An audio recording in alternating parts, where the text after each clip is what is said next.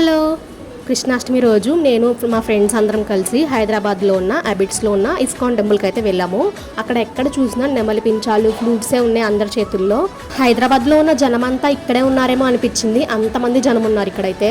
ఆ జనాన్ని చూసి మాకు అసలు ఈ రోజు దర్శనం అవుతుందా అనిపించింది. ఈవినింగ్ అయిపోతుంది దర్శనం అయ్యేసరికి అనుకుంటా వెళ్ళాము. అసలు ఇంతమంది వస్తారని అయితే ఎక్స్పెక్ట్ చేయలేదు మేమైతే. ఈ వీడియో ఫుల్ వ్లాగ్ నేను ఛానల్లో అప్లోడ్ చేశాను, వెళ్ళి చూడండి ఎవరైనా చూడాలనుకుంటే. అండ్ దేవుడి దగ్గరికి విఐపీలో వెళ్ళడానికి అయితే ఇక్కడ పాసెస్ అయితే అమ్ముతున్నారు.